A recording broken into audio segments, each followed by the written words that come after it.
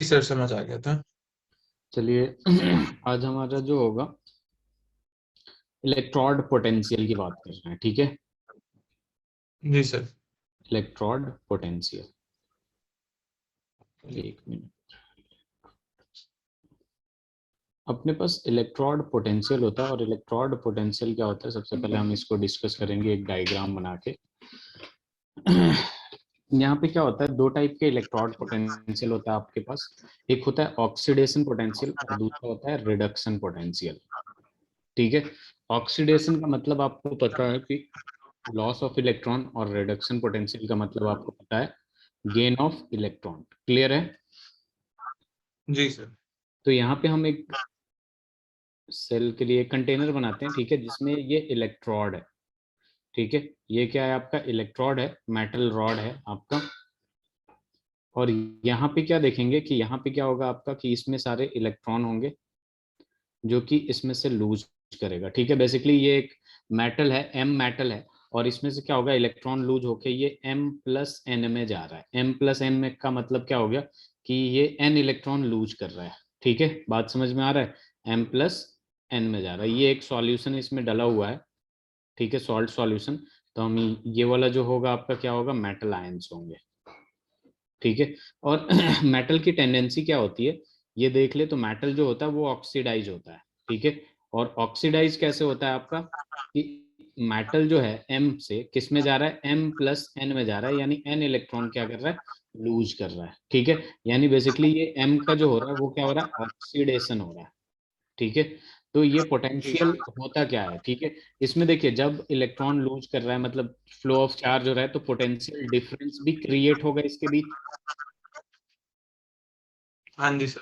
तो यहाँ पे पोटेंशियल डिफरेंस किस किस के बीच क्रिएट हो रहा है उसकी बात करते हैं। तो यहाँ देखिए जो पोटेंशियल डिफरेंस होता है वो इलेक्ट्रोड यानी मेटल का जो इलेक्ट्रोड है उसके, और आयंस जो इलेक्ट्रोलाइट में है। मैंने क्या बोला कि ये एक सॉल्यूशन है, आयंस है, इलेक्ट्रोलाइटिक सॉल्यूशन।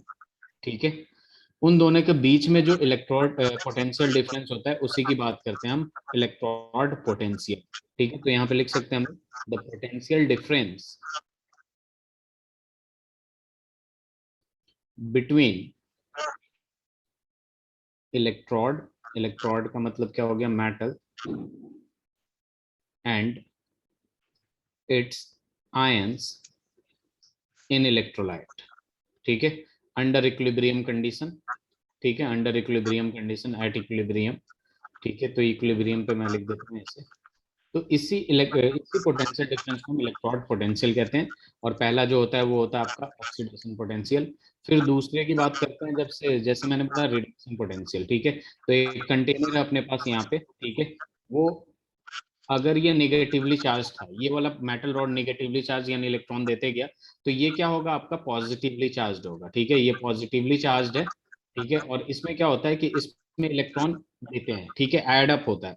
जस्ट सपोज अपने पास यहाँ पे एम प्लस एन इलेक्ट्रॉन है। ठीक है, तो ये इसमें चला जाएगा। ठीक है, ये जाएगा और इलेक्ट्रॉन क्या करेगा, गेन करेगा और एन एन में कन्वर्ट हो जाएगा। ठीक है, तो ये आपके पास मेटल आयंस है। ठीक है, ये मेटल रॉड है आपके पास, और उसके बाद अपने पास क्या होगा, रिडक्शन होगा। यहाँ पे जो मेटल की टेंडेंसी है, ठीक है, यहाँ पे मेटल की टेंडेंसी ऑक्सीडाइज करने की थी, यहाँ पे क्या होगी, रिड्यूस होगी। ठीक है, जैसे अभी मैं एक एग्जांपल दूंगा तो आपको पता चल जाएगा कि सर दोनों मेटल के क्यों बात कर रहे हैं। ठीक है, और यहाँ पे क्या हो रहा है, रिडक्शन हो रहा है। क्या हो रहा है, रिडक्शन हो रहा है। और रिडक्शन कैसे हो रहा है आपका, एम जो है, एन इलेक्ट्रॉन ऐड हो रहा है, तो ये किस में कन्वर्ट हो रहा है आपका, m, sorry, m plus n, n electron ले रहा है तो एम सॉलिड में कन्वर्ट हो रहा है। ठीक है, और ये इलेक्ट्रॉन ले कहाँ से रहा है, फ्रॉम रॉड से, रॉड से ले रहा है ये इलेक्ट्रॉन, इलेक्ट्रॉन रॉड से ले रहा है। जस्ट सपोज जैसे एक रिएक्शन है अपने पास ZnSO4 प्लस Cu। ठीक है, सपोज ये Cu कॉपर है। ठीक है, तो ये किसमें कन्वर्ट हो जाएगा, जी सर। CuSO4। ठीक है, प्लस, सॉरी ये प्लस रिटर्न। उल्टा लिख दिया मैंने। ठीक है, यहाँ पे होगा CuSO4 प्लस Zn, तो यहाँ पे हो जाएगा आपका Z N ZnSO4 S O plus four plus C U. ZnSO4 plus Cu।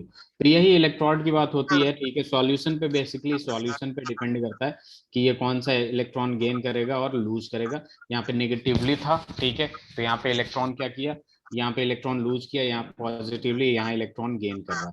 तो ये होता है आपका सीन इलेक्ट्रोड पोटेंशियल। और इसमें भी अगर बात करें इलेक्ट्रोड पोटेंशियल का कि पोटेंशियल डिफरेंस किसके किसके बीच हो रहा है, तो यहाँ पे जैसे लिखा है the potential difference between electrode, ठीक है, and it's ion in electrolytic solution, उसी को क्या कहते हैं हम, इलेक्ट्रोड पोटेंशियल कहते हैं। ठीक है, इसे लिखिए, फिर मैं और एक्सप्लेन करूंगा कि ऑक्सीडेशन पोटेंशियल क्या होता है और रिडक्शन पोटेंशियल क्या होता है।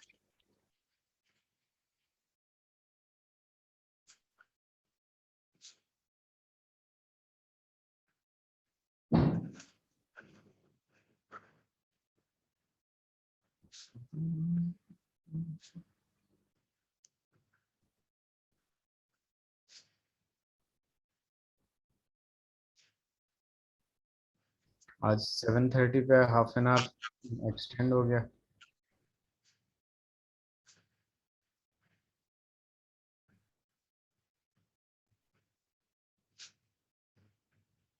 सर वो लास्ट में क्या लिखे है इलेक्ट्रोलाइट के साइड में?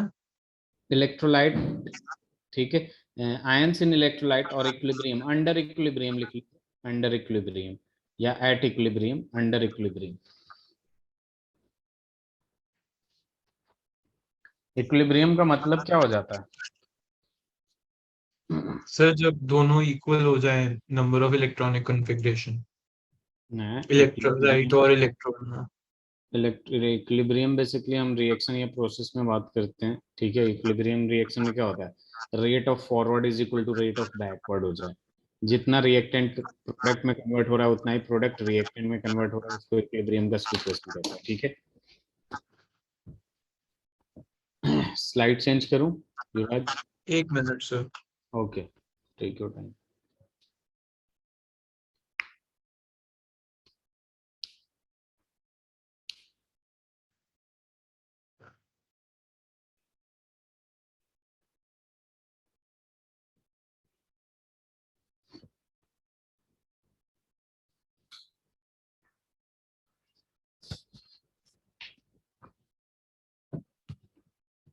सर मैंने नोट नहीं किया था ना क्योंकि आप समझा रहे थे तो। अच्छा अच्छा, कोई दिक्कत नहीं।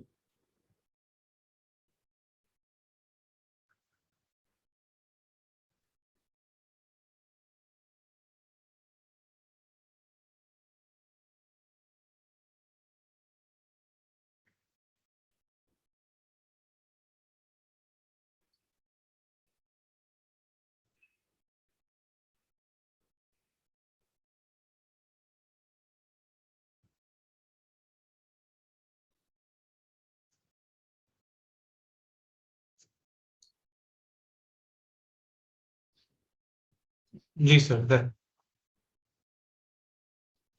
चलिए, अभी तो देखिए इलेक्ट्रोड पोटेंशियल बेसिकली क्या हो गया ये समझ में आ गया। तो यहाँ पे हम देखेंगे फैक्टर्स अफेक्टिंग इलेक्ट्रोड पोटेंशियल, ठीक है, फैक्टर्स अफेक्टिंग इलेक्ट्रोड पोटेंशियल।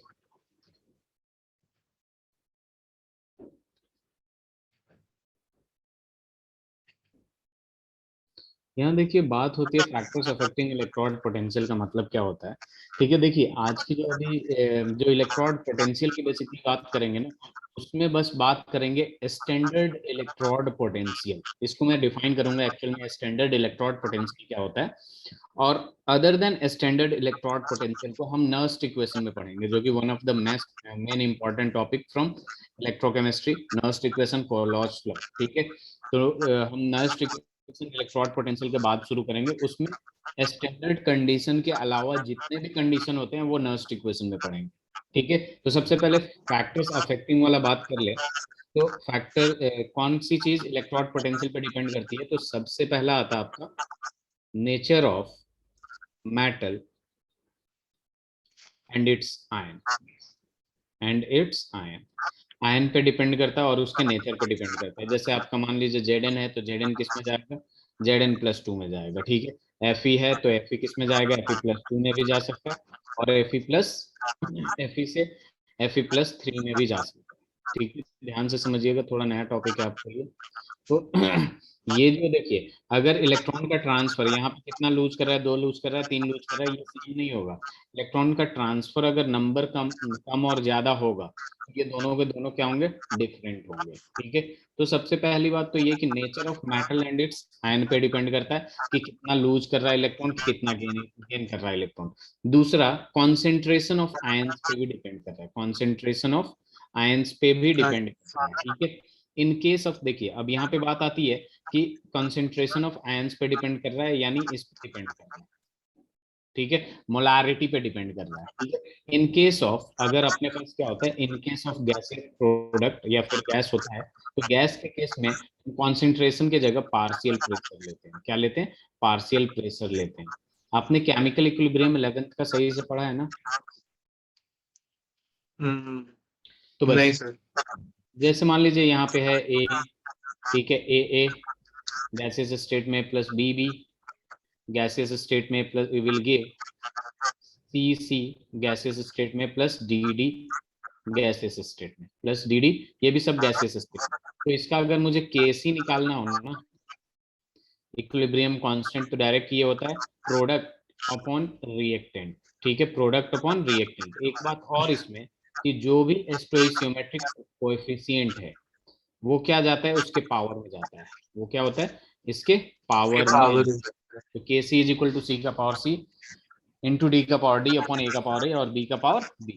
और अगर यहीं पे के पी निकालना होता है इन टर्म्स ऑफ प्रेशर, तो यहाँ होता है पी और सी यहाँ लगता, ताकि पार्शियल प्रेशर ऑफ सी और इसका कोएफिशिएंट जो था वो पावर में ही आता।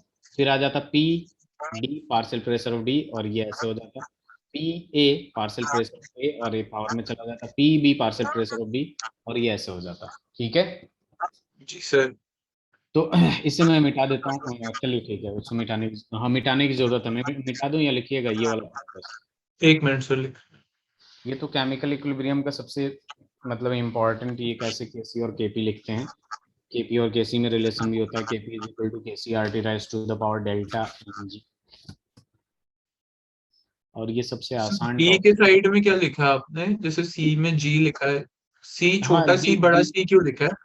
ये एक्चुअल में स्टोइशियोमेट्रिक कोएफिशिएंट शो कर रहा है। जैसे मान लीजिए मैंने लिख दिया 2H2 प्लस O2, तो ये जो 2 है ना स्टोइशियोमेट्रिक कोएफिशिएंट, वो बस शो किया हूं ताकि आपको पता चले कि जो भी स्टोइशियोमेट्रिक कोएफिशिएंट होता है ना, ये भी डी है और ये जी है। गैसेस स्टेट यहाँ शो कर रहा है आपका, ये गैसेस स्टेट। ठीक है, वो पावर में आता है जो भी इसका स्टोइशियोमेट्रिक कोएफिशिएंट है। अगर 1 है तो पावर 1 लिखिए, या ना लिखिए, बात तो बराबर ही है। जी सर। हो गया? 1 मिनट सर। हाँ हाँ, ठीक है बेटा। असाइनमेंट कर रहे हैं आप? हाँ सर, कर रहा था, इसकी नहीं हुई। अच्छा,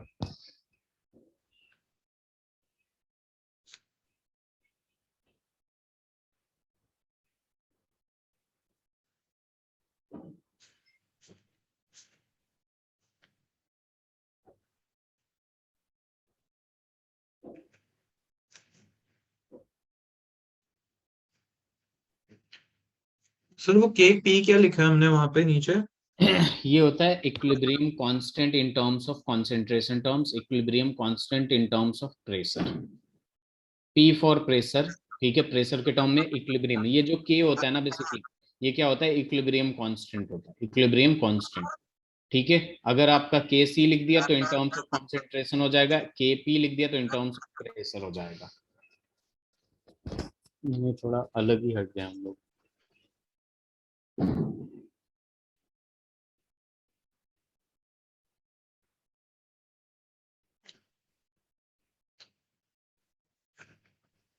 सर ये ना थोड़ा आराम से करते हैं।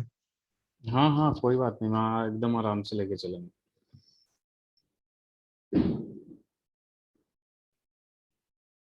सर इसमें पी ऑफ ए जो है वो प्रेशर ऑफ ए हुआ मतलब? रुक जाइए, 1 मिनट रुक जाइए, इधर देखिए। सही से देखिएगा, ठीक है। ए है प्लस बी है, ये हमें दे रहा है सी प्लस डी। ठीक है, यहाँ पे ब्रैकेट में लिख ले रहा हूँ, all are in gaseous state. ठीक है। तो अगर मुझे इसका केसी लिखना है, ठीक है, अभी मैं और आगे एक्सप्लेन करूंगा विद एग्जांपल्स, मैं आपको कराऊंगा, इसलिए शुरू से लिख रहा हूँ। शायद वहां बहुत जल्दी जल्दी में हो गया था, मुझे लगा था ये आपको ध्यान में है। तो जहां भी ऐसे आपको प्रॉब्लम हो तो बोल दिया करिए, बहुत ही अच्छी बात है। तो केसी का मतलब क्या हो गया कि इक्विलिब्रियम कांस्टेंट। इक्विलिब्रियम के का मतलब इक्विलिब्रियम कांस्टेंट है इन टर्म्स ऑफ कॉन्सेंट्रेशन। ठीक है। तो यहाँ पे इसका मतलब यही होता है कि सबसे पहले प्रोडक्ट को लिखते हैं, और प्रोडक्ट को जैसे लिखते हैं ना, तो उसका जो भी कोएफिशिएंट होता है वो पावर में आता है। सिमिलरली डी लिखेंगे, ये भी प्रोडक्ट में, इसका स्टोइचियोमेट्रिक कोएफिशिएंट पावर में आएगा। ये लिखेंगे, इसका स्टोइचियोमेट्रिक कोएफिशिएंट पावर में आएगा, और यहाँ ये लिखेंगे, इसका स्टोइचियोमेट्रिक कोएफिशिएंट पावर में आएगा। अब यहीं पे जब केपी की बात करते हैं, तो ये भी क्या है, equilibrium constant in terms of pressure. In terms of pressure है। अब यहाँ पे अगर मैं लिखता हूँ, क्या लिखता हूं मैं, प्रोडक्ट ही लिखना है सबसे पहले, तो पी सी। अब मैं बताऊंगा ये क्या है, सी पी सी क्या है। ठीक है, यहाँ पे पी डी का पावर डी है। ठीक है, यहाँ पे क्या हो जाएगा, पी ए का पावर ए है, और यहाँ पे क्या है, पी बी का पावर बी है। अब देखिए ये क्या होता है, जैसे ये वाला जो एरो, एरो मैंने गलत लिखा है इस रिएक्शन का, जब इक्विलिब्रियम कांस्टेंट, ये क्या है आपका, डबल हेडेड एरो होता है। डबल हेडेड एरो का मतलब ये होता है कि रिएक्टेंट से प्रोडक्ट में कन्वर्ट होता है कि नहीं, जी सर। और प्रोडक्ट से रिएक्टेंट में भी कन्वर्ट होगा। Yes sir. तो ये तो तभी पॉसिबल है ना जब कंटेनर क्लोज हो। अगर कंटेनर क्लोज नहीं है, ओपन है, तो ये जो प्रोडक्ट में गैसेस बनेंगे ये पूरा का पूरा उड़ जाएंगे। जी सर। तो ये एक कंटेनर में प्रेजेंट है, तो ये जो पीसी होता है बेसिकली आपका, ये होता है partial pressure of C. Partial pressure of C. C. ठीक है, पीडी जो होगा वो क्या होगा, पार्शियल प्रेशर ऑफ डी। ये जो पीबी होगा क्या होगा, पार्शियल प्रेशर ऑफ बी, और पी ए बी। क्या होगा, partial pressure of A. Clear है? जी सर। तो ये लिखिए, और ये आप केपी और केसी दोनों का टर्म निकाल के दिखाइए, और मुझे 100% पता है कि पहला वाला सही होगा, दूसरा वाला गलत होगा।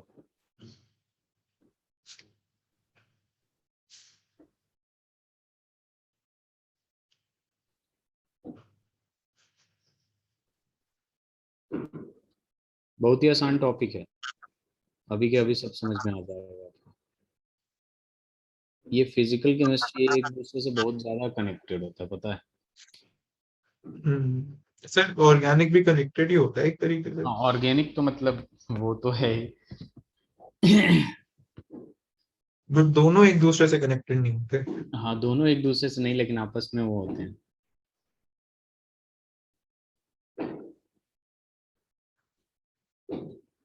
सर पार्शियल प्रेशर कैसे निकालते हैं? अब देखिए पार्शियल प्रेशर कैसे निकालते हैं। अब हम चलेंगे स्टेट्स ऑफ मैटर में, डाल्टन्स लॉ। ठीक है, तो सबसे पहले एक कॉन्सेप्ट क्लियर कर लेते हैं, फिर पार्शियल प्रेशर पे चलेंगे। ठीक है, अभी बस ये जी समझ लीजिए। देखिए पार्शियल प्रेशर होता क्या है, बस मैं ये डिफाइन कर देता हूँ। एक कंटेनर में जब मोर देन वन गैसेज होते हैं, जी सर। तो एक एक का इंडिविजुअल प्रेशर को हम पार्शियल प्रेशर कहते हैं। जैसे मान लीजिए नाइट्रोजन और ऑक्सीजन है, नाइट्रोजन एक एटीएम लगा रहा है, तो नाइट्रोजन अकेले अपना एक एटीएम लगा रहा है, तो 1 एटीएम प्रेशर उसका हो जाएगा पार्शियल प्रेशर। ऑक्सीजन 2 एटीएम लगा रहा है, तो पार्शियल प्रेशर ऑक्सीजन का 2 एटीएम, और टोटल प्रेशर दोनों का सम कर देंगे, individual sum of individual partial pressure is equal to total pressure होता है। ठीक है, और इसका भी फॉर्मूला होता है आपका कि पार्शियल प्रेशर का फॉर्मूला कैसे होता है निकालने के लिए डायरेक्टली। ठीक है, इसकी भी बात करेंगे हम। जी तो सर। मैंने जो ये क्वेश्चन दिया है, इसमें केपी एंड केसी दोनों का एक्सप्रेशन लिखना है आपको। मैंने तो एक जनरलाइज दे दिया था आपको, ये वाला। Yes sir.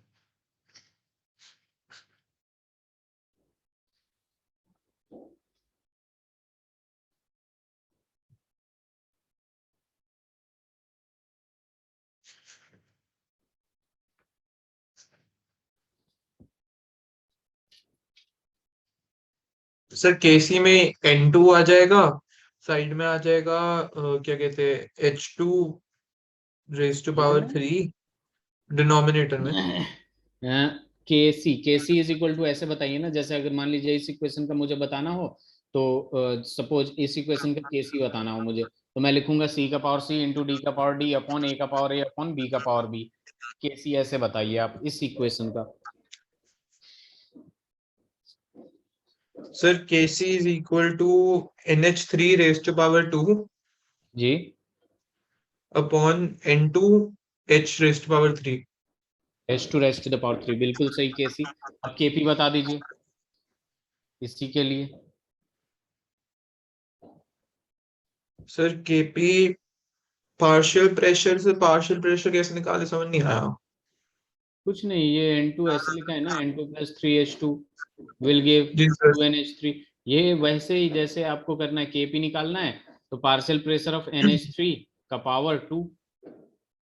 अच्छा, बस ऐसे ही लिख देना। हाँ ऐसे ही तो लिखना है, वैल्यू और कुछ थोड़ी देखा हूँ मैं, ने क्या बोला, एक्सप्रेशन लिखिए, फिर partial pressure of N two into partial pressure of H two का पावर क्यूब हो गया। Okay sir. अब जरा इसका केस दूसरे वाला इक्वेशन जो है, हाँ, ठीक है, दूसरे वाला इक्वेशन इसका क्या मैं है ये। निकालता हूँ सर। हाँ इसका निकालिए।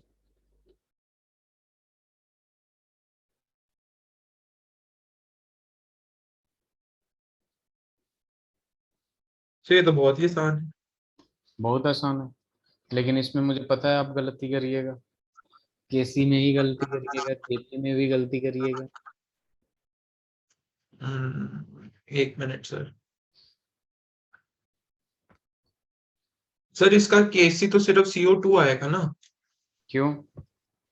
क्योंकि हम तो सिर्फ गैसेस लेते हैं।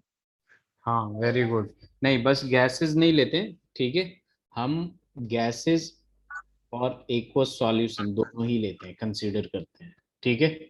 तो KC is yes equal sir. To यहाँ पे हो जाएगा CO2, ठीक है। ये जब प्योर सॉलिड और प्योर लिक्विड, अब तो आपको आता है, याद आ गया, प्योर सॉलिड और प्योर लिक्विड की जब बात होती है। सर वैसे तुक्का था, क्योंकि आपने बोला था गलत हो जाएगा, तो मैंने सोचा कि और कुछ तो हो नहीं सकता, सिर्फ गैसेस ही हो सकती है जो लेनी हो। अच्छा, नहीं तो यहाँ पे प्योर सॉलिड और प्योर लिक्विड की बात आती है, उसको कंसीडर नहीं करते हम लोग, ठीक है। ये सारे का वैल्यू, जैसे प्योर लिक्विड और प्योर सॉलिड का, बेसिकली ये CaCO3 का वैल्यू 1 हो जाता है, CO2 का वैल्यू जो, सॉरी, CaO का वैल्यू जो होता है वो 1 हो जाता है, प्योर सॉलिड और प्योर लिक्विड। इसको एक्टिव मास कहते हैं, क्या कहते हैं? Active mass. Active mass of pure solid and pure liquid equals to 1, इसलिए उसको एक्सप्रेशन में हम लिखते ही नहीं है। और जब केपी की बात करते हैं तो KP is equal to PCO2 हो जाएगा बस, जी ठीक है। सर। हाँ जी तो सर। मेरे ख्याल से ये समझ में आ गया आपको, केपी और केसी का लिखते कैसे हैं। Yes sir. चलिए जरा सर ये कौन, इसका नाम क्या है जो हम यूज कर रहे हैं, Kc और ये सब? ये इक्विलिब्रियम कांस्टेंट, केसी का नाम इक्विलिब्रियम कांस्टेंट, ये भी इक्विलिब्रियम कांस्टेंट है इन टर्म्स ऑफ प्रेशर, ये इन टर्म्स ऑफ कंसंट्रेशन। मैंने इसलिए दूसरे वाले में लिखा, हर चीज लिखा हूं यहाँ पे, कि KP equilibrium constant in terms of pressure, और यहाँ पे क्या हो जाएगा, equilibrium constant in terms of concentration. Clear है? जी सर। ठीक। स्लाइड चेंज करें। हाँ जी सर। तो देखिए हम लोग कहाँ थे, फैक्टर्स अफेक्टिंग, मैं अब दोबारा से बताता हूँ आपको। फैक्टर्स अफेक्टिंग, आप क्वेश्चंस जो है ना, ये बात, जितना डिफरेंट टाइप्स ऑफ क्वेश्चन हो सके ना, उतना different types of question practice करिए। और क्वेश्चंस की कमी नहीं है, एनसीईआरटी या असाइनमेंट है, उसके बाद भी अगर कमी पड़े तो आप वहां से कर सकते हैं। बहुत सारे बुक्स हैं, मैं रिकमेंड कर दूंगा कुछ जेई के लिए। जी सर। सर बताई तो फिर, अब मिल रही है तो अब मेरे को लेने जाना है बुक्स, तो मैं ले आऊंगा। ऑनलाइन ही मंगाइएगा ना, आजकल कहाँ जाइएगा। अरे सर वो ऑनलाइन चलो मंगवा लेंगे। हाँ, एक मिनट, एक तो ये एन अवस्थी करके आती है, नरेंद्र अवस्थी, जिनसे मैं पढ़ा था कोटा में। तो ये जो अच्छा होता सर, है आप ना, कोटा गए थे? हाँ, प्रॉब्लम्स इन फिजिकल केमिस्ट्री, ठीक है, इसमें आता है इनके हर चैप्टर पे लेवल वाइज क्वेश्चन है, ठीक है। आप जेई वाला लीजिएगा इनसे, कौन सा वाला, जेई वाला लीजिएगा, ठीक है। ये फिजिकल केमिस्ट्री के लिए है, फिजिकल केमिस्ट्री के लिए, ठीक है। ऑर्गेनिक केमिस्ट्री के लिए मैं बाद में, मैं जब जब शुरू करूंगा तब बता दूंगा, एक कंप्लीट होने वाला है, कितना अच्छा है। तो ये अभी फिजिकल अपना चल रहा है, तो ये वाला फिलहाल मंगा लीजिएगा। जी सर, ये मैं मंगवा लूंगा। सर एक बात बताओ, आईआईटी की प्रिपरेशन जैसे हम कर रहे हैं, तो मुझे दिन में कैसे टाइम स्लॉट लगाने चाहिए अपने? आपका क्या शेड्यूल होता था? देखिए आप मेरा शेड्यूल जो होता था वो काफी मोडी था, मतलब लाइक अभी जैसे क्वेश्चन मुझे करना है तो लाइक मुझे टारगेट मुझे पता रहता था कि जी। आज के दिन मैथ्स में मुझे 2000 क्वेश्चन करना है तो करना है एट एनी कॉस्ट। 2000 क्वेश्चन? हाँ करना है तो करना है, मतलब इतना ज्यादा मैथ्स नहीं करता था मैं, केमिस्ट्री करता था और फिजिक्स। मैथ्स में बहुत टाइम लग जाएगा, तो केमिस्ट्री में सर इजीली 2000 आप, क्वेश्चन एक दिन के ज्यादा नहीं है? नहीं 2000 को छोड़िए, केमिस्ट्री में कर सकते हैं खासकर ऑर्गेनिक में, 2000 प्लस में भी कर सकते हैं आप। फिजिकल में आप टारगेट केमिस्ट्री में लीजिए, कर सकते फिजिकल में आप टारगेट ले लीजिए जैसे 500 क्वेश्चंस आपको करना है, ठीक है। अब कहीं से भी करिए आप, आपके पास उतना वो होना चाहिए, असाइनमेंट है, एनसीईआरटी है आपके पास, ये एक आध बुक जिसमें बस क्वेश्चंस ही होते हैं, प्रॉब्लम्स ही होते हैं, जी तो सर। इसमें से करना है, इसमें क्वेश्चंस की कमी नहीं होगी, ठीक है। और कोई भी बुक मतलब करिए तो एक बार करके छोड़ नहीं दीजिए, उसको रिवीजन करना है, मतलब दोबारा क्वेश्चन वो आपको लगाना है, ठीक है, तो उससे सर आपको। आपको मतलब क्लियर करने के लिए आपको कितनी बुक, आपने कितना लाइक दिन में यही शेड्यूल रखा था कि इतने क्वेश्चन मेरे दिन के? हाँ ये एक्चुअल में मतलब उसको स्लॉट को घुमाते रहना है राउंड राउंड, जैसे कि मान लीजिए मैंने क्वेश्चंस करना है, मेरे पास शीट थे कुछ बुकलेट वगैरह जो आपको भी मिलता है असाइनमेंट, उसके क्वेश्चंस करिए, ठीक है, ये सर पूछे हमारी थे। असाइनमेंट में तो 5 क्वेश्चन होते हैं। नहीं वो बढ़ जाएंगे धीरे धीरे, अभी फिलहाल वो उतने दिए जा रहे हैं, ठीक है। धीरे धीरे अभी जैसे आपको एकदम टॉपिक वाइज दिया जाता है, ठीक जी है, सर। उसके बाद आपको बुकलेट वगैरह मिलेगा तो उसमें बहुत सारे क्वेश्चंस होंगे, सर बुकलेट मिलेगी हमें लर्निंग व्यू ठीक है। से? हाँ मोस्ट प्रोबेबली मिलेगी, मैं जहाँ तक लग रहा है मुझे। और बाकी ये वाली जो बुक है ना, ये ठीक है, ये बेस्ट जी बुक सर। होगा, अगर इस पे कमांड हो गया आपको तो ये बेस्ट बुक है आपके लिए। तो सर मतलब अगर इस बुक पे कमांड हो गया तो जेई क्लियर कर सकते हो? आप फिजिकल केमिस्ट्री क्लियर कर सकते हैं, जेई की? ठीक है, फिजिकल केमिस्ट्री सारे क्लियर कर सकते हैं, अभी केमिस्ट्री में ही 3 पार्ट है, ऑर्गेनिक, इनऑर्गेनिक और फिजिकल केमिस्ट्री, तो फिजिकल आप अच्छे से क्लियर कर सकते हैं, 100% कर सकते हैं अगर इस पे कमांड हो गया तो। और कमांड होने का मतलब यही है कि आपको, आपने इसको 3 4 5 बार सॉल्व किया है। सर ये सर एक काम करते हैं ना, मेरे को आप बुक्स दे देना, एक जैसे ये वाली हो गई ऑर्गेनिक की एक दे देना और उसकी एक दे देना, जो भी होगी उन पे इनऑर्गेनिक मैं कमांड कर लूंगा तो बस, केमिस्ट्री हाँ तो हो ही बस जाएगी। काफी, हाँ एनसीईआरटी जरूर करना है फॉर योर बोर्ड सर सेक और लेकिन जेई फॉर योर। जेई में एनसीईआरटी यूज होती है? एग्जैक्टली बच्चे यही सोच के ना एनसीईआरटी करते नहीं है, लेकिन एनसीईआरटी में कोई कोई क्वेश्चन, कुछ क्वेश्चन ऐसे होते हैं ना जो पूरे कॉन्सेप्ट को क्लियर करते हैं, लाइक आप वो जो एनसीईआरटी में आपके रीजंस वाले क्वेश्चंस होते हैं, बेसिकली ये क्यों होता है, इसका बॉन्ड क्यों नहीं ज्यादा बनता है, वो क्वेश्चन जी सॉल्व सर। करना इसलिए जरूरी होता है क्योंकि उससे कॉन्सेप्ट क्लियर होता है आपका, और ओके कॉन्सेप्ट ही सर। क्लियर करना है आपको, ठीक है, जी क्योंकि सर। आपको बोर्ड में भी तो परसेंटेज लाना है, जेई मेन में क्या होता है आपका बोर्ड का भी परसेंटेज जाता है कुछ, हाँ जी सर। परसेंटाइल बनता है ना, तो एनसीईआरटी को हल्के में नहीं लेना चाहिए, अगर एनसीईआरटी पे भी आपका कमांड हो गया, ठीक है, तो मोर देन 70% आप स्कोर कर सकते हैं अगर आपका थोड़ा आईक्यू सही है तो। मोर समझे देन क्या? 70% जेई में हाँ सिर्फ एनसीईआरटी से? हाँ एनसीईआरटी से अगर थोड़ा सा आईक्यू सही है आपका तो और सर हमें 70% चाहिए तो कितना आराम होता से है कर आईआईटी सकते के हैं। लिए? अब वो ओवरऑल देखिए, ओवरऑल तो मतलब ज्यादा ही चाहिए होता है, एक मतलब आपको सिलेक्शन कराना है या फिर एडमिशन लेना है वो डिपेंड करता है, जैसे मान लीजिए आपका कट ऑफ 114 क्रॉस कर गए लेकिन कुछ मिलेगा नहीं, फैक्ट तो यही है ना, क्रॉस कर गए अभी इतने सारे हैं तो उसमें आपको जेई मेन में अच्छा खासा लाना पड़ता है, ठीक है, 250 300 लाएंगे तो 250 प्लस या 200 प्लस लाएंगे तो आपका एनआईटी जो है वो सिक्योर हो जाएगा, एनआईटी, ठीक है। अब उसके बाद आपके पास 2 महीने चांस रहेंगे कि जेई एडवांस देना है, तो सर अब उसमें एडवांस और वही मेहनत नीट के करके भाई, सिलेबस में कितना फर्क होता है?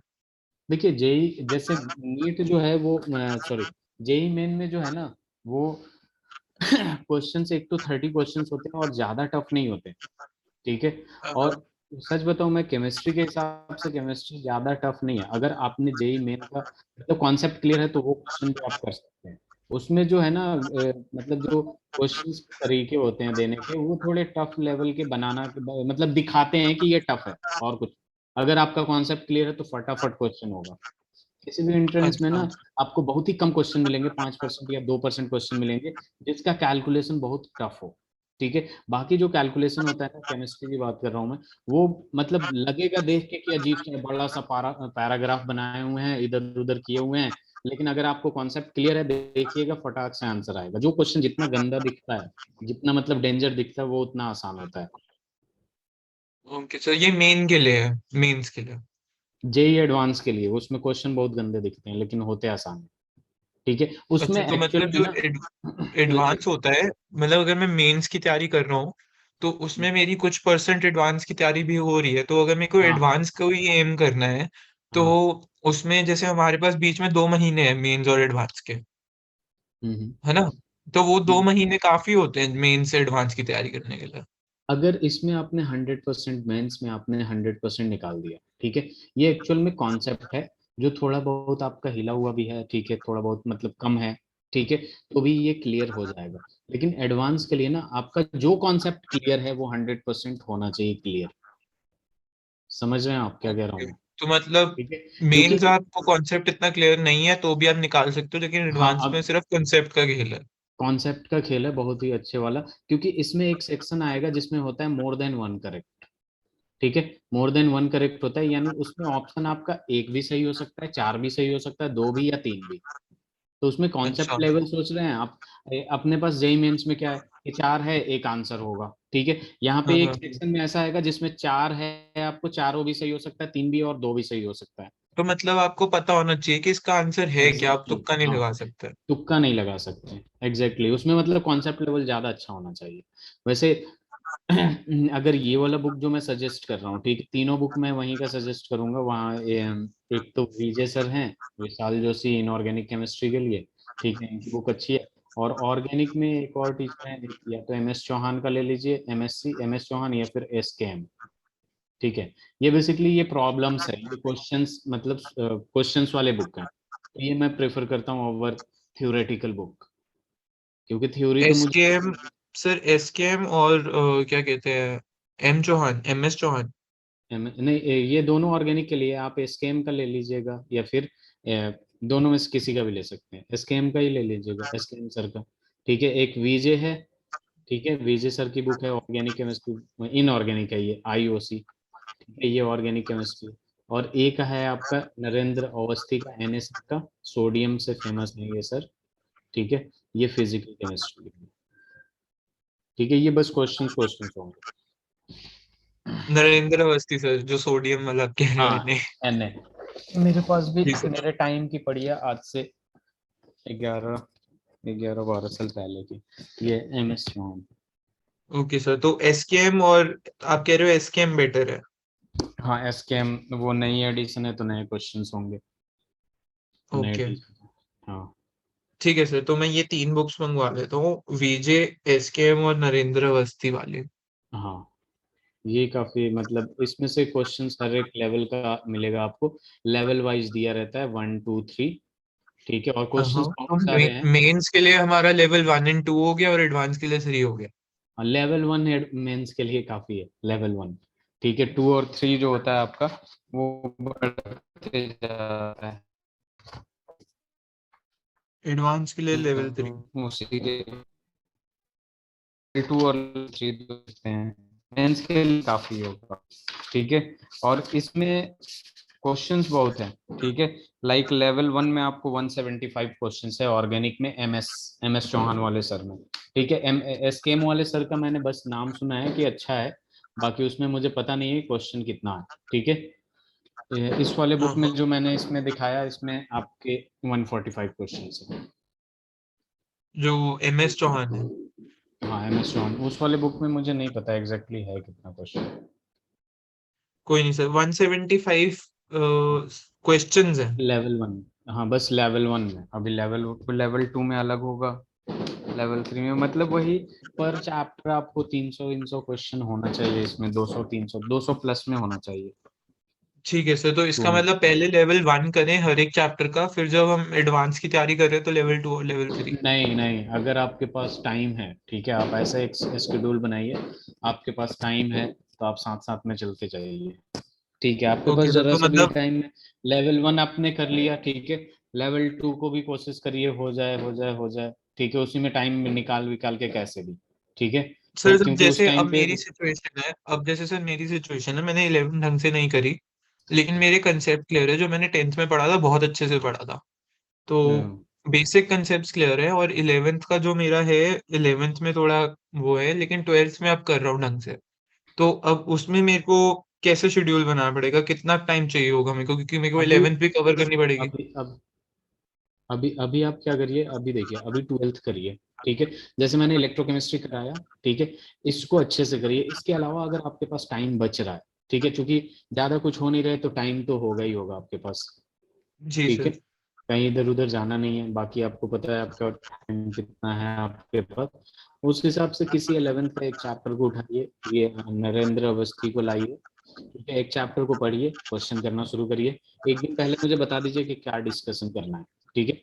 लाइक कि सर मुझे इतना देर वो डिस्कस करना है, फिर मैं वो डिस्कस कर लूंगा अगर प्रॉब्लम आती है तो, तो ठीक सर है। नरेंद्र अवस्थी सर की जो बुक है, उसमें सिर्फ क्वेश्चंस ही है, वो बस एक्सप्लेनेशन नहीं है जो क्वेश्चन, समरी होती है।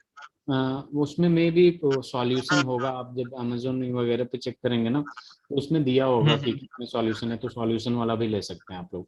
आप ले सकते हैं, उसके साथ देता है अच्छा, सोल्यूशन बुक में लिखा होगा सारे, सॉल्यूशन। उसमें दिया होगा आप वैसे मेरे पास जो पीडीएफ तो क्वेश्चन। पड़ा है, लेकिन मैं पीडीएफ प्रेफर नहीं करता हूँ। मेरे पास पीडीएफ पड़ा है, ऑर्गेनिक हाँ केमिस्ट्री हाँ का, फिजिकल केमिस्ट्री का भी, लेकिन पीडीएफ में हाँ मुझे हाँ। फील नहीं आता। सर मुझे भेज दो वैसे पीडीएफ, क्योंकि मेरे पे ना लैपटॉप पे ज्यादा अच्छी पढ़ाई होती है। अच्छा, आप जी जनरेशन के हैं ना, इस जनरेशन के, आपको पता होगा। इधर ना, हाँ फिर सर, मैं मतलब भेज जब मैं होमवर्क होमवर्क भी कर रहा होता हूँ ना, तो मेरे सारा कुछ लैपटॉप पे ही खुला होता है, तो अब आदत पड़ गई है, तो अब तो लैपटॉप से ही कर रहा हूँ सब कुछ। अच्छा अच्छा। तो हाँ ठीक है, मैं आपको भेज देता हूँ।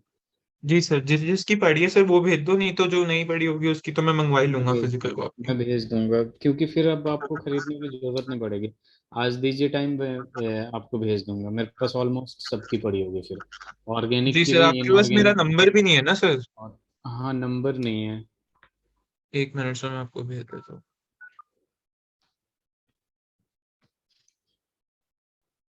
सर भेज दिया मैंने एवरीवन पे। Okay okay.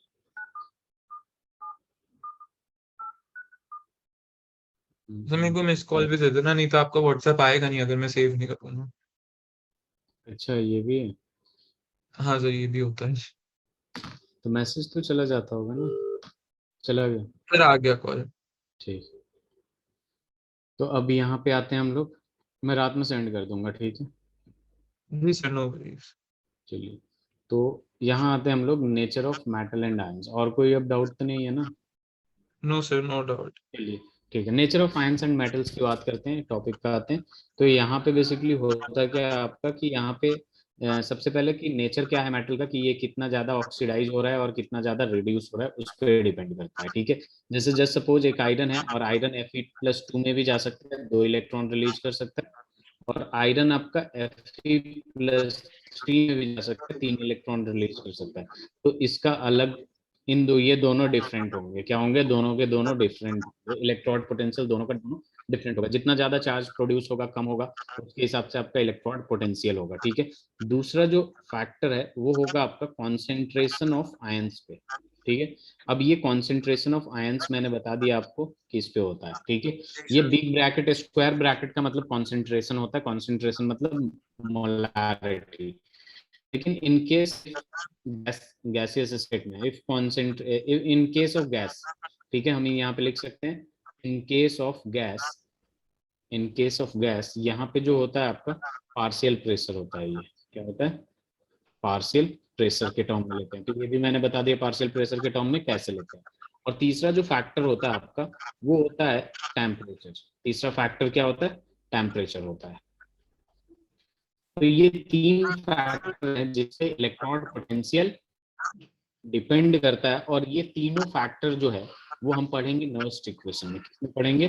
नर्स्ट इक्वेशन में, जो नॉस्टिक। इलेक्ट्रॉन पोटेंशियल खत्म होगा वहां पे पढ़ेंगे नर्स्ट इक्वेशन पे, कि कैसे ये डिपेंड करता है, ठीक है। एक्चुअल में वहां पे एक फॉर्मूला आएगा जहां से हम डायरेक्टली प्रोपोर्शनल, इनवर्सली प्रोपोर्शनल करके समझ सकते हैं इजीली, ठीक है। जी सर। तो ये 3 फैक्टर है जिस पे डिपेंड करता है। nature of metal and its ions, temperature and concentration of ions. In case of gas, partial pressure पर डिपेंड करता है। ठीक है, स्लाइड चेंज करूं। जी सर। अब देखिए यहाँ पे बात आती है स्टैंडर्ड कंडीशन की। ये कंडीशन याद होना चाहिए या फिर पता हो जाता है धीरे धीरे प्रैक्टिस के बाद कि स्टैंडर्ड कंडीशन में क्या होता है आपका। स्टैंडर्ड कंडीशन का मतलब क्या हो जाता है कि यहाँ पे देखिए स्टैंडर्ड कंडीशन में अगर मैंने बोल दिया standard electrode potential, electrode potential, एक बात हमेशा ध्यान में रखिएगा, एक बात हमेशा ध्यान में रखिएगा कि जिसके आगे ई नॉट लग जाए, मतलब ये नॉट जिस पे लग जाए वो स्टैंडर्ड कहते हैं उसको। रिप्रेजेंटेशन होता है आपका, यहाँ पे ई नॉट लगा दिया इसका मतलब स्टैंडर्ड हो गया। ठीक है, अब ये स्टैंडर्ड इलेक्ट्रोड पोटेंशियल को हम लिखते हैं SEP। क्या लिखते हैं? SEP, standard electrode potential. Clear है? जी सर।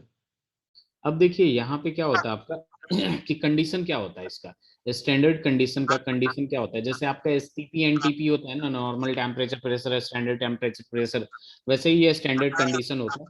इसमें जो मोलारिटी ऑफ मेटल होना चाहिए, ठीक है, मोलारिटी मतलब कॉन्सेंट्रेशन जो होना चाहिए वो 1 m होना चाहिए। कितना होना चाहिए? 1 m, 1 मोलारिटी होना चाहिए। दूसरा, जो गैस का प्रेशर होना चाहिए वो 1 atm होना चाहिए या फिर 1 bar होना चाहिए। ठीक है, ध्यान दीजिएगा यहाँ 1 atm is equal to almost 1 bar होता है क्योंकि बार 0.99 समथिंग होता है, इसके आसपास ही होता है। तो 1 atm सर आपकी आवाज कट हो होगा रही है। आपका बेसिकली। हेलो, हाँ जी सर, अब सही है। चलिए, तो स्टैंडर्ड कंडीशन का मतलब क्या होता है? यहाँ पे जो कंडीशन होता है आपका, जो कॉन्सेंट्रेशन है वो 1 m होना चाहिए, और जो प्रेशर ऑफ गैस है वो 1 atm या 1 bar होना चाहिए, और टेम्परेचर जो होना चाहिए वो 298 केल्विन या फिर 25 डिग्री सेंटीग्रेड होना चाहिए। क्लियर है? हेलो, सर 25 डिग्री सेंटीग्रेड और 298 केल्विन। 98 केल्विन, बात सेम ही है। ठीक है, जैसे आपके पास स्टैंडर्ड STP होता है, उस पे डिफाइन होता है प्रेशर कितना होगा, टेम्परेचर कितना होगा। NTP पे टेम्परेचर प्रेशर डिफाइन होता है, वॉल्यूम डिफाइन होता है। वैसे ही स्टैंडर्ड कंडीशन जो इलेक्ट्रोड पोटेंशियल का होता है, स्टैंडर्ड इलेक्ट्रोड पोटेंशियल का जो कंडीशन होता है वो ये होता है कि जो कॉन्सेंट्रेशन होना चाहिए वो 1 m होना चाहिए, जो प्रेशर ऑफ गैस होना चाहिए वो 1 atm या 1 चाहिए, और जो टेम्परेचर चाहिए 298 केल्विन और 25 डिग्री ग्रेट होना चाहिए। ठीक है, स्लाइड चेंज करूं? हाँ जी सर। चलिए, स्लाइड चेंज करते हैं और आगे बढ़ते हैं।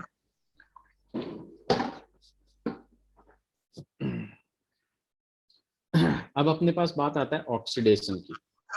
ठीक है, ऑक्सीडेशन का मतलब क्या होता है? लॉस ऑफ इलेक्ट्रॉन, यानी लॉस ऑफ इलेक्ट्रॉन हुआ यहाँ पे। अगर m को अगर हमने चेंज कर दिया m+n, यानी n इलेक्ट्रॉन लूज कर दिया। ठीक है, तो देखिए यहाँ पे E फॉर इलेक्ट्रोड पोटेंशियल है, EP लिखिए या E लिखिए, बात सेम है। ठीक है, E फॉर इलेक्ट्रोड पोटेंशियल। तो ये एक्चुअल में हुआ क्या है उसको लिख रहा हूं मैं। E जो है m/m+n में जा रहा है, आपको दिख रहा होगा, आपको दिख रहा है कि ये m से किस में जा रहा है? m+n में जा रहा है, जा रहा है कि नहीं? जी सर। तो ये रिप्रेजेंटेशन होता है ऐसे कि E जो है m से, E of m is going from m to m+n। ठीक है, तो इलेक्ट्रोड पोटेंशियल m से m+n जाने में, ठीक है, इसको हम कहते हैं ऑक्सीडेशन पोटेंशियल। क्या कहते हैं? Oxidation potential. आपको दिख भी रहा होगा, देखिए यहाँ पे आराम से देख सकते हैं, ये m है तो यहाँ पे इसका ऑक्सीडेशन स्टेट 0 होगा, और यहाँ कितना है? +n है। तो यहाँ पे क्या हो रहा है? लॉस ऑफ इलेक्ट्रॉन हो रहा है, तो ये क्या हो रहा है? ऑक्सीडेशन हो रहा है, इसलिए इसका क्या होगा? Oxidation potential. ठीक है, जी सर। अगर यहीं पे मैं ये लिख देता E0m/m+n, तो ये तो क्लियर है अपना कि यहाँ 0 से किस में जा रहा है? +n में, यानी ऑक्सीडेशन पोटेंशियल है। क्या है आपका? ऑक्सीडेशन पोटेंशियल है। लेकिन यहाँ पे नॉट लग गया, इसका मतलब स्टैंडर्ड ऑक्सीडेशन पोटेंशियल हो गया ये। क्या हो जाएगा? Standard oxidation potential. मैंने बता दिया था आपसे कि जिसमें नॉट लग जाए यहाँ पे वो स्टैंडर्ड हो जाएगा। ठीक है, जी जिसको सर। हम एसओपी भी लिखते हैं, स्टैंडर्ड ऑक्सीडेशन पोटेंशियल, और इसको ओपी लिखते हैं, ऑक्सीडेशन पोटेंशियल। ठीक है।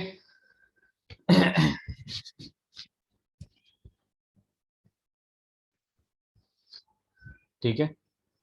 जी सर। अब देखिए यहाँ पे ऑक्सीडेशन की बात होगी तो अब मैं बात करूंगा रिडक्शन की। ठीक है, रिडक्शन में क्या होगा? इलेक्ट्रॉन गेन करेगा। ठीक है, इलेक्ट्रॉन गेन करेगा यानी प्लस एन है यहाँ पे, और एन इलेक्ट्रॉन लेगा ये। ठीक है, ये किस में कन्वर्ट हो जाएगा? एन में कन्वर्ट हो जाएगा। ठीक है, अब इसका हमें लिखना है तो ये क्या हो रहा है? लॉस ऑफ इलेक्ट्रॉन यहाँ पे प्लस एन में था, इधर जीरो में जा रहा है, तो यहाँ लिखेंगे plus N slash N is equal to, क्या लिख सकते हैं हम? ये रिडक्शन पोटेंशियल। क्या लिख सकते हैं? Reduction potential. ठीक है, और अगर यहाँ पे लिख दिया E naught M plus N slash M, तो ये हो जाएगा आपका standard reduction potential. Standard reduction potential. ठीक है, तो यहाँ पे इसको कहते हैं एसआरपी और इसको कहते हैं आरपी। क्लियर है? एक minute sir. Take your time, take your time.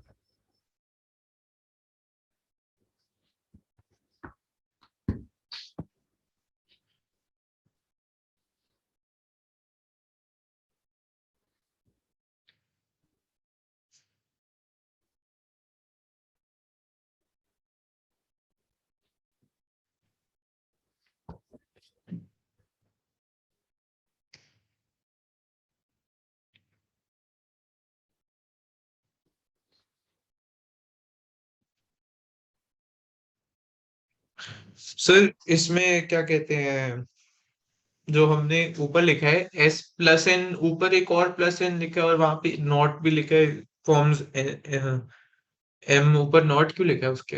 ये वाली बात कर रहे हैं?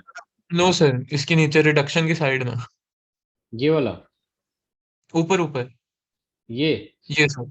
हाँ। ये मैं दिखा रहा हूँ कि इसका ऑक्सीडेशन स्टेट प्लस एन से ये जीरो में जा रहा है। ओके। ठीक है, यहाँ पे जैसे जीरो से ये प्लस एन में गया, ऑक्सीडेशन हुआ, तो ये प्लस एन से जीरो में जा रहा है यानी रिडक्शन हुआ।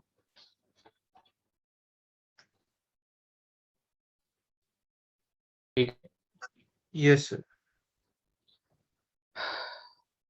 Done sir. चलिए अब यहाँ पे देखिए, यहाँ पे ये बहुत इंपॉर्टेंट टॉपिक है। यहाँ पे हम सबसे पहले आईयूपीएससी का नाम लिखते हैं। ठीक है, तो आईयूपीएससी ने यहाँ पे देखा गया कि जब जिंक ने एक इलेक्ट्रॉन लूज किया, ठीक है, तो एक इलेक्ट्रॉन लूज किया, यहाँ पे जो ई नॉट है, नॉट का मतलब स्टैंडर्ड, ठीक है, और इसका यहाँ पे क्या हो रहा है? ऑक्सीडेशन हो रहा है या रिडक्शन हो रहा है? सर इसका यहाँ पे हो रहा है ऑक्सीडेशन। तो Zn से Zn+2 में जा रहा है, इज इक्वल टू, यहाँ पे देखा गया, यहाँ पे इसका वैल्यू 0.76 वोल्ट है, और ये अगर मैं लिखा हूँ ई नॉट Zn से Zn+2, तो ये क्या है? एसओपी है कि नहीं? Standard oxidation yes potential. Sir. और यहाँ पे जब Zn+2 अपना इलेक्ट्रॉन गेन करता है तो ये कन्वर्ट होता है Zn में, तो ये +2 से किसमें जा रहा है? आपका जीरो में जा रहा है ना। तो ये भी ई नॉट जो है जी सर। Zn+2 से स्लैश Zn, इससे पता चलता है, इसके रिप्रेजेंटेशन से पता चलता है कि ये ऑक्सीडेशन पोटेंशियल दिया है और ये रिडक्शन पोटेंशियल दिया है। और अगर नॉट लगा है तो स्टैंडर्ड ऑक्सीडेशन पोटेंशियल और स्टैंडर्ड रिडक्शन पोटेंशियल, और इसका वैल्यू देखा गया 0.76 वोल्ट। क्लियर है? यहाँ तक क्लियर है? एक मिनट सर। अभी कुछ समझाना है पहले? लिख रहे हैं तो लिख लीजिए, उसके बाद बताता हूँ। फिर इसमें हमें पता कैसे लगा कि ये स्टैंडर्ड है और नॉर्मल वो नहीं है? मैं वही बता रहा हूँ स्टार्टिंग से, जिसमें नॉट लग गया है, जिसमें नॉट लग जाए, ये ऊपर पावर जीरो नहीं आ सर, जाए। मतलब अच्छा, हमने उसमें प्लस एक्स लिखा है, जिंक के ऊपर प्लस एक्स, या +2 है वो? कहाँ कहाँ? +2 है ये +2 है, ये गलती से बस बन गया है। यहाँ पे ये +2 है। Zn+2 से 2 इलेक्ट्रॉन गेन किया तो Zn में गया, यानी यहाँ हो रहा है आपका रिडक्शन, यहाँ हो रहा है ऑक्सीडेशन, और यहाँ पे रिप्रेजेंटेशन में Zn/Zn+2 यानी 0 से +2 में जा रहा है ऑक्सीडेशन, नॉट लगाया हूं मैं यानी स्टैंडर्ड है, और यहाँ ऑक्सीडेशन तो standard oxidation potential E not standard Zn+2 ये रिडक्शन हो रहा है, तो SR सर और P। मतलब मेरा क्वेश्चन ये था कि हमें पता कैसे लग रहा है कि हमने ई नॉट लगाना है या ई लगाना है? वो क्वेश्चन में आएगा, आपको पता चल जाएगा। ठीक है, अच्छा, अभी ओके थोड़ी सर। देर में आपको जब सॉल्व करेंगे क्वेश्चंस देंगे तो उसमें लिखा रहेगा आपको कि स्टैंडर्ड इलेक्ट्रॉड पोटेंशियल इतना है और ई सेल निकालिए, तो ई सेल निकालेंगे। अगर गिवन होगा ई सेल गिवन है, पोटेंशियल गिवन है, इलेक्ट्रॉड पोटेंशियल अभी पता चलेगा आपको, वही बताने वाला हूँ थोड़ा सा मैं। Done sir.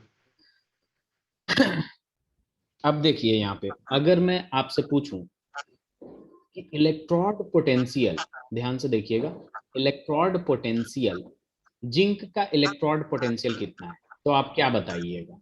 आपको मैंने दोनों ही वैल्यू दे दिया, ठीक है। यहाँ पे मतलब मैंने पूछ दिया आपसे standard electrode potential of zinc बताइए। ऊपर दोनों का ही वैल्यू रखा हुआ है, आप किसको लेंगे, दोनों ही तो इलेक्ट्रॉड पोटेंशियल है, वेदर इट इज क्या है ये स्टैंडर्ड ऑक्सीडेशन पोटेंशियल और स्टैंडर्ड रिडक्शन पोटेंशियल। पोटेंशियल तो है, इलेक्ट्रॉड पोटेंशियल दो टाइप के होते हैं, एक ऑक्सीडेशन पोटेंशियल, दूसरा रिडक्शन पोटेंशियल। तो अगर मैं आपसे पूछूं कि what is the electrode potential of zinc, तो आप क्या बताइएगा, ये -0.76 बताइएगा या +0.76 बताइएगा। Sir plus 0.76। देखिए आईयूपीएससी ये डिसाइड करते हैं, हम लोग डिसाइड नहीं करते। तो आईयूपीएससी ने ये डिसाइड किया, जो भी रिडक्शन पोटेंशियल होगा वेदर इट इज स्टैंडर्ड और नॉट, स्टैंडर्ड रिडक्शन पोटेंशियल जो होगा वो हमेशा हमें स्टैंडर्ड इलेक्ट्रॉड पोटेंशियल के बराबर लेना है, ठीक है। चाहे वो रिडक्शन पोटेंशियल हो तो इलेक्ट्रॉड पोटेंशियल के बराबर होगा। मतलब अगर मैं यहाँ पे पूछूं कि standard electrode potential of zinc बताइए, तो हम क्या लेंगे, -0.7 लेंगे, 0.76 वोल्ट। देखिए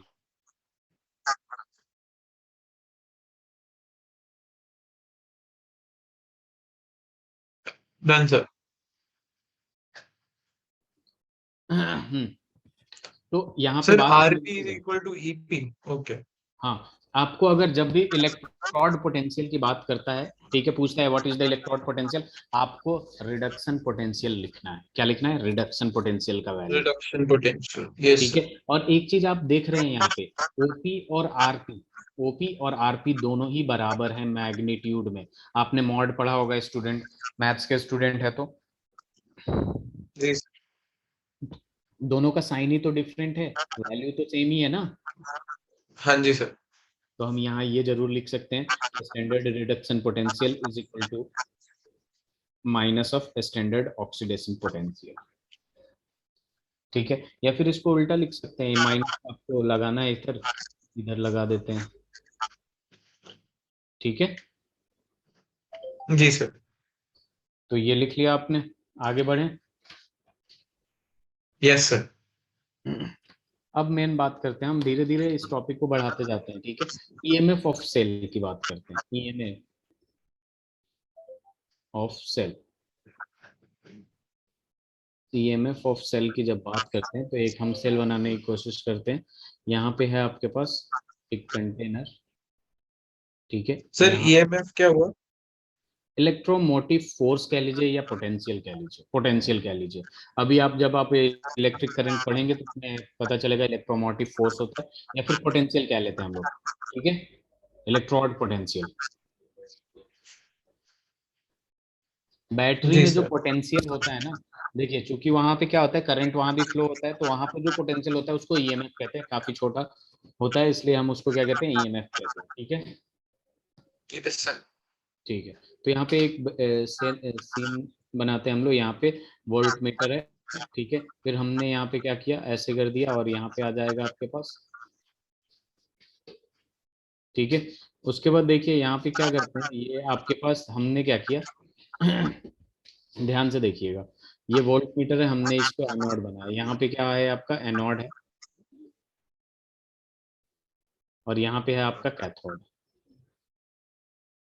ठीक है। अब यहाँ पे देखिएगा, यहाँ कंफ्यूज होने की जरूरत नहीं है। यहाँ पे ये इलेक्ट्रॉन इलेक्ट्रॉन इलेक्ट्रॉन है, ठीक है। अब यहाँ से ये मूव करना शुरू करेगा, यहाँ पे क्या हो जाएगा, मैंने बताया एनोड पे ऑक्सीडेशन होता है, तो यहाँ पे बेसिकली क्या हो जाएगा, N+N में कन्वर्ट होके निकलेगा सब, N+N में, ठीक है। यानी पॉजिटिव पॉजिटिव चार्ज पूरा इधर होगा, पॉजिटिव चार्ज इधर होगा, ठीक है। और यहाँ पे क्या होगा, ये टोटल के टोटल पॉजिटिव चार्ज होंगे, और इसमें क्या होगा, नेगेटिव चार्ज होगा, नेगेटिव चार्ज होगा, नेगेटिव चार्ज। और इसमें जाके जैसे M+N है, ये रिडक्ट हो जाएगा, M पावर में N+ है, ठीक है। कंफ्यूज नहीं होइएगा, वही चीज लिख रहा हूँ जो स्टार्टिंग में लिखा था। ये यहाँ पे जो भी है आपका M+N है, तो ये क्या करेगा, जाके कैथोड में चिपकता रहेगा, क्या होगा, कैथोड में चिपकता रहेगा। तो आपको यहाँ दिख रहा है LON लिख देते हैं, यहाँ पे LOAN, ध्यान दीजिएगा, यहाँ पे LOAN लिख दिया, यानी लेफ्ट ऑक्सीडेशन एनोड नेगेटिव। इसका मतलब क्या है, ये तरीका है देखने का, left oxidation, O for oxidation, A for anode, और N फॉर नेगेटिव, ठीक है। लेफ्ट ऑक्सीडेशन एनोड नेगेटिव, ठीक है। और राइट वाले में देख लीजिए, राइट वाले में क्या है आपका, कैथोड है, रिडक्शन है, ठीक है। यहाँ पे क्या हो रहा है, रिडक्शन हो रहा है, ठीक है। ये क्या है आपका, कैथोड है, और ये क्या है आपका, लेफ्ट ऑक्सीडेशन एनोड नेगेटिव, और ये क्या है आपका, पॉजिटिव है कि नहीं। जी सर। तो यहाँ पे हमेशा ध्यान में रखिएगा एक बात, एनोड पे हमेशा ऑक्सीडेशन होता है और कैथोड पे हमेशा रिडक्शन होता है। एनोड हमेशा लेफ्ट हैंड साइड पे रखा जाएगा और कैथोड हमेशा राइट हैंड साइड पे रखा जाएगा, ठीक है। यस अब देखिए यहाँ पे क्या हो सर, जाता है, वो हमारा क्या बनेगा, CR और C। CR और C मतलब, सर जैसे हमारा ये LON बना, लेफ्ट हाँ एक्चुअल में लेफ्ट ये ऑक्सीडेशन ये एनोड ये, नेगेटिव। ये एक्चुअल में एक नाम नाम सही से बन जाता है ना, लोन यूज होते रहता है। अब इसमें मतलब जनरली कोई कुछ बताता नहीं है, इसमें क्या बताएंगे। अगर ये एनोड नेगेटिव को N लिख लिया, पॉजिटिव PCRR आ रहा है, तो PCRR कर दीजिए, या RRCP जैसे आपको है, ये पता होना चाहिए। बाकी इसका उल्टा राइट वाला होता है तो कुछ ये बनाते ही नहीं है, क्योंकि इससे कुछ अच्छा वर्ड बन सकता है CRP, इस वजह से इसको नहीं देखते, ठीक है। फिर CRRC हो गया, सेम सही है, CR पी पी मतलब CRRC। PCR नहीं होता पुलिस वाला, PCRR। सर P कहाँ पे यूज होगा इसमें, P कहाँ है। Positive positive positive, N for negative, ये जो आपका सर PCR की RC। इलेक्ट्रोड। सर हाँ PCR की RC, PCR RC। हाँ, ऐसे भी कर सकते हैं, PCRR, डबल C नहीं है ना, एक ही C है। सर कैथोड है और अच्छा। कैथोड है, रिडक्शन है, राइट है, पॉजिटिव है। तो अच्छा। एक याद रहता है ना लोन, तो उसके राइट वाला वो पूरा उल्टा हो जाता है, तो इसलिए कुछ लिखते जी नहीं। सर। अब देखिए यहाँ पे क्या हो जाता है, यहाँ पे हो रहा है ऑक्सीडेशन, आपको दिख गया ऑक्सीडेशन कैसे हो रहा है, और यहाँ हो रहा है अपना रिडक्शन। अब दिखा देते हैं, यहाँ पे ऑक्सीडेशन यहाँ हो रहा है, तो ऑक्सीडेशन क्या हो जाएगा, M से जो है वो M+N में जा रहा है, और N इलेक्ट्रॉन रिलीज कर रहा है। और इसमें क्या करेगा, N+ जो है वो N इलेक्ट्रॉन को गेन किया और M में कन्वर्ट हो गया, ठीक है। अब यहाँ पे ये समझ में आया। सर वहां पे M, सर इसका मतलब मेटल जो होगा वो सारा कैथोड पे डिपॉजिट हो जाएगा। हाँ, जाके और डिपॉजिट होते रहता है, एनोड से निकलता है और कैथोड पे डिपॉजिट होते जाता है। हाँ, और हमने इसमें दो अलग कंटेनर क्यों लिए, ये तो सिंगल कंटेनर में ही होगा ना। ये एक्चुअल में सिंगल कंटेनर में ही होता है, बस हम दिखाते हैं ऐसे बच्चों को। ये एक्चुअल में ऐसे ओके। बना रहता है, ऐसे इसी में बना रहता है, यहाँ पे ग्रेफाइट रहता है, ये ऐसे कनेक्टेड रहता है ना। जी सर। तो वो दिखाने के लिए बस हमने ऐसे किया, क्लियर है। Yes sir. अब देखिए यहाँ पे जो बात आती है EMF ऑफ सेल की, EMF ऑफ सेल की, ठीक है। तो देखिए EMF ऑफ सेल की जब बात करेंगे हम लोग, तो यहाँ पे EMF ऑफ सेल को ई से रिप्रेजेंट करते हैं, ई सेल से रिप्रेजेंट करते हैं हम लोग, ठीक है। EMF ऑफ सेल को ई सेल से रिप्रेजेंट कर देते हैं, और ई सेल, ये याद रखिएगा आपको हमेशा, E cell is equal to होता है आपका E cathode minus E anode, E cathode minus E anode, ठीक है। और कैथोड जो है वो राइट साइड में आ रहा है, तो यहाँ पे आएगा ई राइट माइनस ई लेफ्ट, और ये हो जाएगा ई सेल। अब देखिए अकॉर्डिंग टू आईयूपीएसी मैंने बताया ई का मतलब क्या है, इलेक्ट्रोड पोटेंशियल है। ई का मतलब क्या है, इलेक्ट्रोड पोटेंशियल। तो इलेक्ट्रोड पोटेंशियल का कौन सा वैल्यू रखेंगे हम लोग, रिडक्शन पोटेंशियल का वैल्यू रखेंगे हमेशा। किसका वैल्यू रखेंगे, रिडक्शन पोटेंशियल का। रिडक्शन। रिडक्शन पोटेंशियल का हमेशा किसका वैल्यू रखेंगे, रिडक्शन पोटेंशियल का। इन केस अगर आपको ऑक्सीडेशन पोटेंशियल का वैल्यू गिवन है तो उसको उसका साइन नेगेटिव कर देंगे। साइन चेंज कर देंगे, पॉजिटिव है नेगेटिव, हाँ नेगेटिव है पॉजिटिव कर देंगे तो sir, E R E L reduction. क्या हुआ? क्या, E R, E right minus E left, R for right, right side में ही तो था कैथोड, और लेफ्ट साइड में क्या था, एनोड था। Yes sir.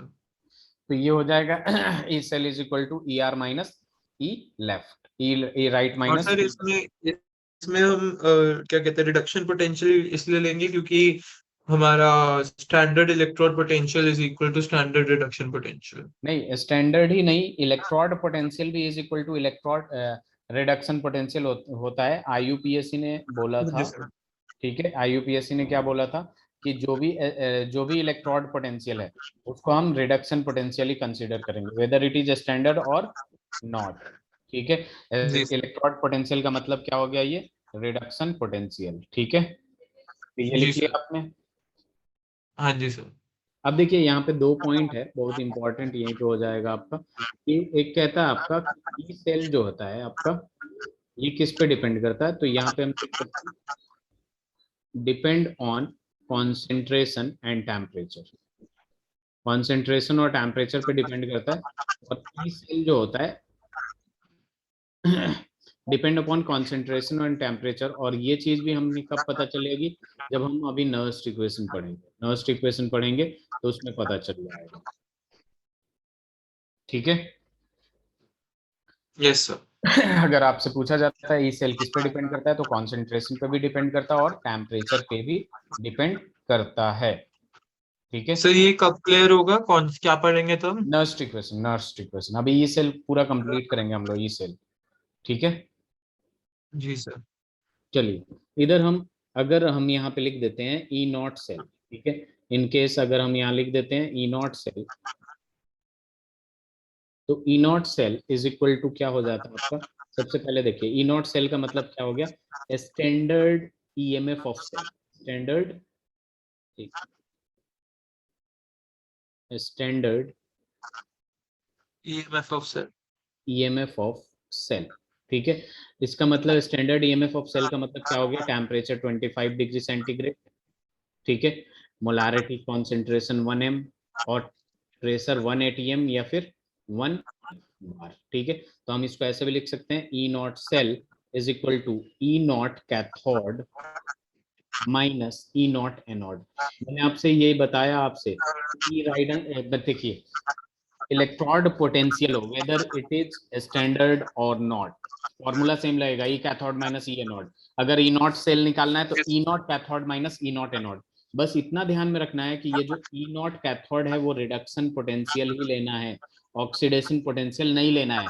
और ये कैसे पता चलेगा, सर जब ये तो आप, स्टैंडर्ड रिडक्शन पोटेंशियल लेंगे ना? हाँ हाँ, रिडक्शन पोटेंशियल लेंगे लेकिन एसआरपी लेंगे, रिडक्शन पोटेंशियल ही हाँ लेंगे, ऑक्सीडेशन पोटेंशियल नहीं लेंगे। और ये कब पता चलेगा, अगर आपको ये वाला चीज दे दिया और अगर ये वाला चीज दे दिया। अब इन दोनों में बताइए कौन स्टैंडर्ड एसओपी है और कौन एसआरपी है। सर। ऊपर नीचे किस में सर? ऊपर जो इधर लिख रखा हूं मैं, ठीक है, सर इनमें। इसमें नीचे वाला एसआरपी है, ऊपर वाला एसओपी है। तो आप इजिली पहचान सकते हैं कि रिडक्शन पोटेंशियल है या ऑक्सीडेशन पोटेंशियल है, और स्टैंडर्ड कब पहचान लेंगे, जब ई नॉट लगा हुआ होगा, जी पहचान सर। लेंगे ना। हाँ, तो हाँ बस जी यही सर। पता होना चाहिए, ठीक है। तो यहाँ पे हम एस आर पी और लिख देते हैं, और ये भी एस आर पी, तो ये एक फॉर्मूला हो जाता है। ये दोनों फॉर्मूला सेम ही है, वेदर इट इज स्टैंडर्ड और नॉट, बात तो सेम ही जी सर। है। ठीक है, हो हो जाए तो बताइएगा।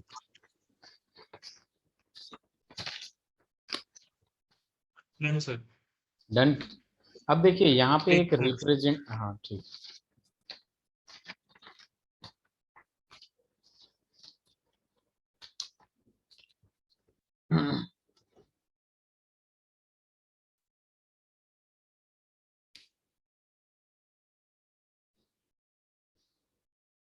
Done sir.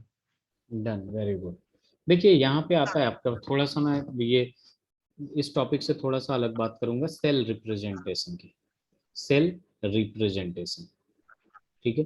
देखिए सेल रिप्रेजेंटेशन करते कैसे हैं, ठीक है। सबसे पहली बात, अगर आपको ऐसा गिवन हो m solid slash m plus n, ठीक है, और जब ये डबल स्लैश लग गया, ठीक है, और यहाँ पे suppose n n plus n slash n दे रखा है, ठीक है। तो यहाँ पे हम खुद रीड करते हैं, देखिए भाई ये सॉलिड स्टेट में है m, इसका ऑक्सीडेशन स्टेट कितना होगा, खुद बताइए इसका ऑक्सीडेशन स्टेट कितना होगा। सर m का 0। जीरो। यहाँ पे m प्लस n का ऑक्सीडेशन स्टेट बताइए m प्लस n सर। कितना, प्लस n हो जाएगा। इसका ऑक्सीडेशन स्टेट प्लस n और इसका ऑक्सीडेशन स्टेट जीरो हो रहा है। जी सर। अब यहाँ पे खुद देखिए ये क्या हो रहा है, ऑक्सीडेशन हो रहा है, और ये क्या हो रहा है आपका, रिडक्शन हो रहा है। जी सर। यानी ऑक्सीडेशन कहाँ हाँ होता है, जी सर। एनोड पे, और रिडक्शन कहाँ होता है, कैथोड पे। जी सर। होता है कि नहीं। ये क्या है हाँ आपका, जी सर। राइट है, ये क्या है आपका, लेफ्ट है। हाँ जी सर। तो बेसिकली यहाँ पे क्या करता है ना, आपको डायरेक्ट एक सेल रिप्रेजेंटेशन दे देगा। जैसे मान लीजिए यहाँ पे दे दिया m solid slash m plus n, और यहाँ पे दे दिया 1 मोलारिटी, यानी यहाँ पे कॉन्सेंट्रेशन भी दे दिया, ठीक है। सपोज 1 atm भी दे, 1 atm नहीं, ठीक है, टेम्परेचर दे दिया डबल स्लैश n, यहाँ पे n प्लस n दे दिया, ठीक है, यहाँ पे 1 मोलारिटी दे दिया स्लैश n दे दिया, ठीक है।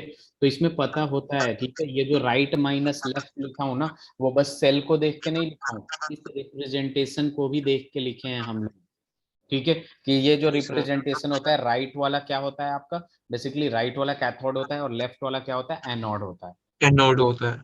ठीक है। तो अगर मैं इसमें कुछ वैल्यू दे दूं आपको, ठीक है, जैसे एज फॉर एग्जांपल एक क्वेश्चन करते हैं हम लोग, ठीक है। यहाँ पे क्वेश्चन करते हैं कि हमें निकालना है, calculate standard cell potential, standard cell potential, standard cell potential निकालना है। यहाँ पे है आपके पास ni स्लैश ni प्लस 2, यहाँ पे 1m दे रखा है, molarity 1m, double slash ag plus 1m slash ag दे दिया, ठीक है।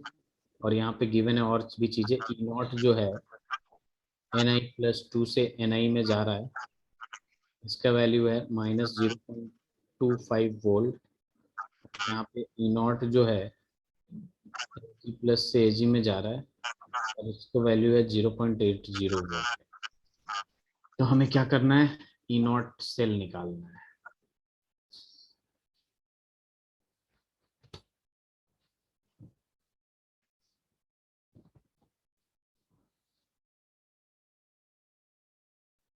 एक minute sir.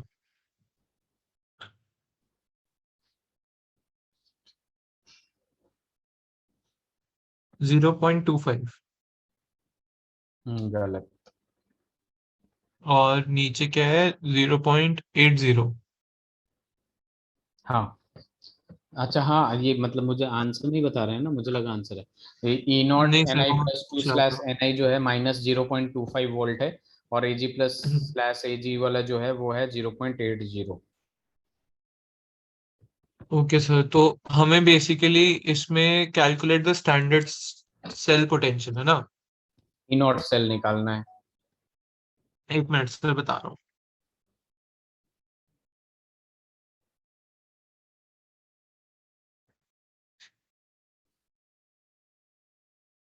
E naught cell is equal to E naught right minus E naught left. तो ई नॉट हमारा राइट वाला इसमें हो गया 0.25 रिडक्शन, इसमें रिडक्शन हो रही है -0.25 वोल्ट, लेकिन एक्सप्रेशन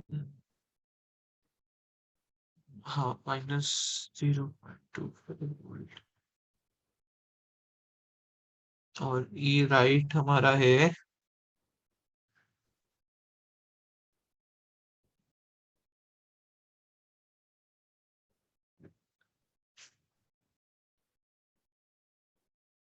सर इसका -1.05 वोल्ट।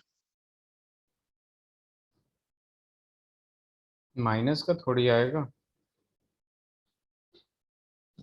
देखिए जरा। अच्छा सॉरी, हाँ हाँ हाँ हाँ, लेकिन sir minus E naught left होगा ना। आपने यहाँ देखिए ऊपर वाला, ऊपर देखिए यहाँ पे E naught cell is equal to, एक मिनट रुक जाइए जरा, ये अजीब सा आ गया। अच्छा sorry sorry sorry, E right minus E naught left होगा। सेल इज तो equal to, 1 minute sir, 1 minute sir, 1 minute, तो ये हो जाएगा बताइए। Sir 0.45 volt. जीरो पॉइंट नहीं, 1 मिनट क्या हो गया, 5 वोल्ट। ये बिल्कुल गलत हो गया। अब देखिए इधर, ई right minus E left, right पे क्या आ रहा है भाई, राइट पे क्या आ रहा है, राइट सर पे राइट क्या पे आ रहा एजी, है, एजी एजी वाला आ आ रहा रहा है, है। एजी का। जी अब सर। ये देखेंगे क्या ये रिडक्शन पोटेंशियल गिवन है एजी का, +1 से अच्छा किस नहीं, में जा रहा है, माइनस जीरो में जा रहा है। माइनस 0.8 वोल्ट लेंगे। कितना आ रहा है, तो माइनस नहीं लेंगे ना। आप खुद देखिए, ये +1 से जीरो जा रहा है, +1 से जीरो जा रहा है, ये रिडक्शन पोटेंशियल ही तो है, स्टैंडर्ड हाँ सर रिडक्शन रिडक्शन है, पोटेंशियल। ठीक तो है, यहाँ पे यस सर। फॉर्मूले में हम क्या रख देंगे, 0.80 माइनस, माइनस फॉर्मूले में है। और यहाँ पे देखेंगे क्या ये रिडक्शन पोटेंशियल गिवन है, तो हाँ ये भी है। तो जी सर। माइनस ऑफ 1 पॉइंट कितना दे रखा था, सॉरी 0.25, इन दोनों को कैलकुलेट करेंगे तो प्लस में कितना आएगा, 1.05, 1.05 आएगा ना। Yes sir, 1.05। 1.05 वोल्ट आ गया इनॉट सेल का, आया कि नहीं। डन सर, आ गया। चलिए ऐसे ही एक और क्वेश्चन करते हैं आसान सा। Find standard cell potential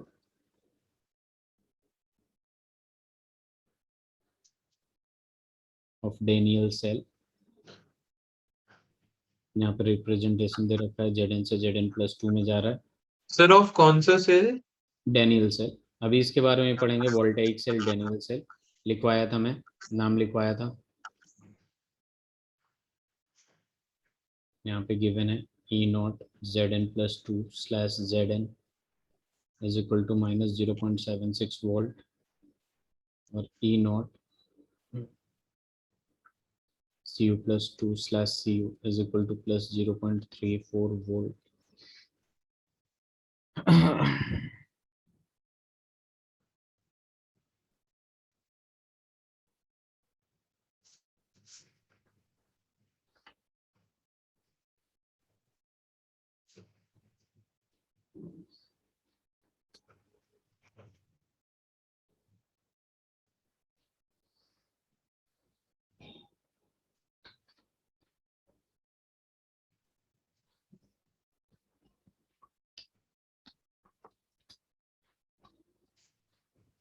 sir ये आ जाएगा 1.10 वोल्ट।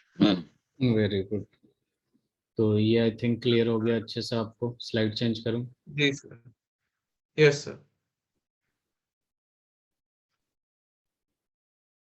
चलिए अब देखिए यहाँ पे अपने पास एक टॉपिक आता है, फिजिबिलिटी, फिजिबिलिटी ऑफ, फिजिबिलिटी का मतलब क्या होता है, स्पॉन्टेनिटी। ठीक है, जो अपने आप हो, ठीक है, उसमें ज्यादा कुछ करने की जरूरत नहीं। दो चीजों को मिलाया, प्रोडक्ट दे दिया, स्पॉन्टेनिटी। ठीक है, सेल या फिर of reaction and gives free energy, and give free energy. अच्छा एक बात बताइए, कोई चीज स्पॉन्टेनियस है या नहीं है, ये कैसे पता चलता है डेल्टा जी के टर्म में, डेल्टा जी का वैल्यू क्या होना चाहिए जिससे हमें पता चले कि स्पॉन्टेनियस है या नहीं। सर डेल्टा जी की वैल्यू 0 होनी चाहिए। वो उस टाइम पे इक्विलिब्रियम पे हो जाता है। डेल्टा जी का वैल्यू जब नेगेटिव होता है तो चीजें स्पॉन्टेनियस होती हैं, ठीक है। सबसे पहली बात कि हम यहाँ पे लिखते हैं कि delta G is equal to क्या होता है, change in gives free energy, change in gives free energy, ठीक है। अब देखिए यहाँ पे जो डेल्टा जी है ये नेगेटिव होता है तो स्पॉन्टेनियस होता है, ठीक है।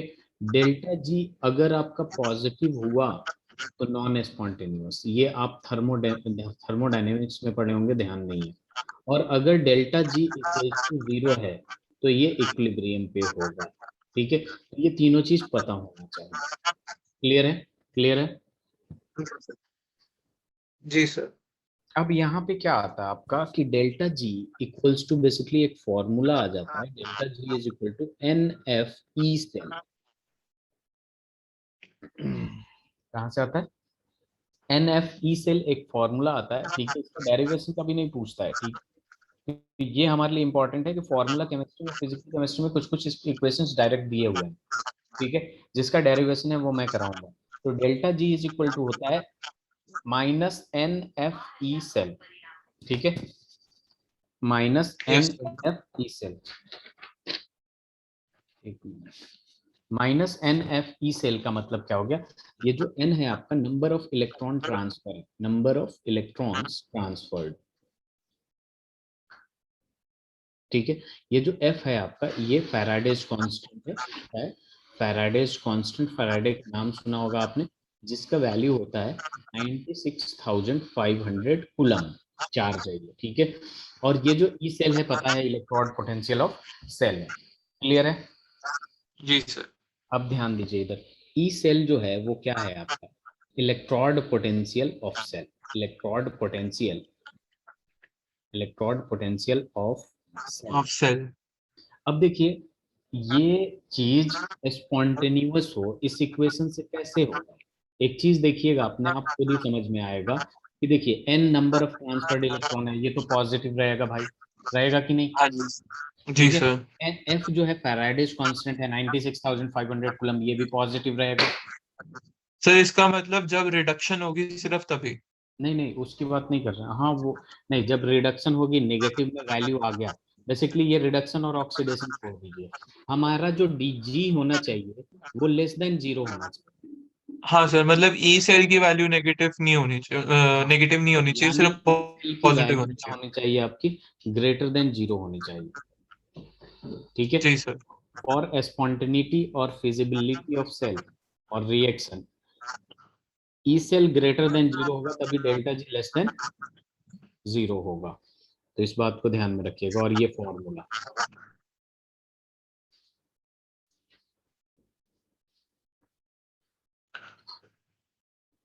ठीक है। Yes sir. एक मिनट सर, नोट कर लेता हूँ। Okay.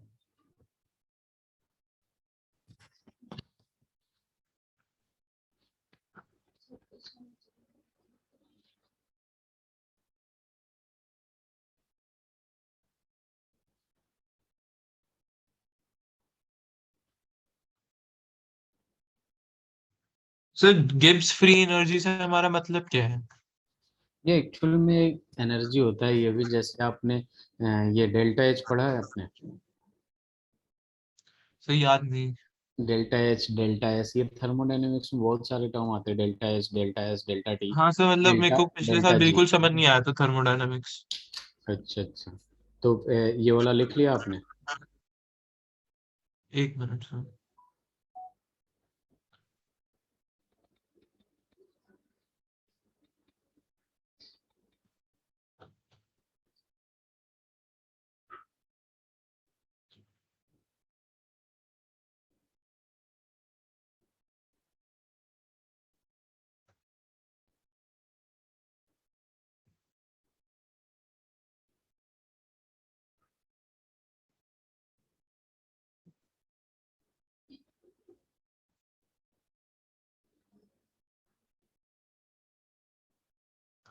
सर इसका मतलब for reaction to be spontaneous For a cell to be feasible or a spontaneity.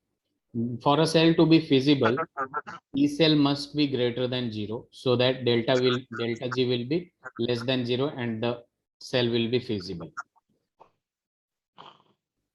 Delta G small than 0, E cell should be greater than 0.